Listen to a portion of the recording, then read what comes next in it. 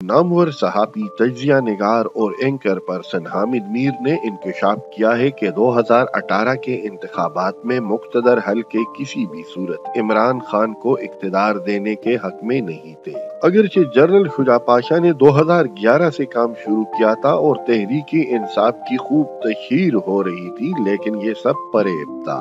2018 के इलेक्शन से कुछ हफ्ते कबल एक मीटिंग मुनक्किद हुई जिसमें जनरल बाजवा, उस वक्त के DGISI जनरल नवीद मुख्तार और उस वक्त के DGC जनरल फैज साहब इस मीटिंग में शरीक थे। इस मीटिंग में शहबाज शरीफ को बुलाया गया था। शहबाज शरीफ से पूछा गया कि अगर आप वजीर आजम बन जाते हैं तो आपके कैबिनेट में कौन कौन होगा। शहबाज शरीफ ने जवाब दिया कि कैबिनेट में वही होंगे जिसके बारे में पार्टी फैसला करेगी और जिसके बारे में नवाज शरीफ साहब बताएंगे। शहबाज शरीफ से दूसरा सवाल ये हुआ कि आपका वजीर खारजा और वजीर खजाना कौन होगा। उन्होंने जवाब दिया कि पार्टी फैसला करेगी और नवाज शरीफ साहब बताएंगे।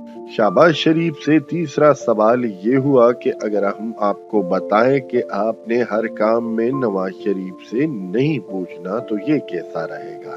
शहबाज शरीफ ने बड़े तरीके से जवाब दिया कि मेरी बड़ी एक ओपन पोजीशन है, मैं एस्टेब्लिशमेंट से लड़ाई का हामी नहीं, मेरे पार्टी के लीडर नवाज शरीफ साहब है, आखिरी फैसला वही करेंगे, लिहाजा आप मुझसे ये तवक्को ना करें कि मैं अपने पार्टी लीडर नवाज शरीफ साहब के खिलाफ जाऊंगा।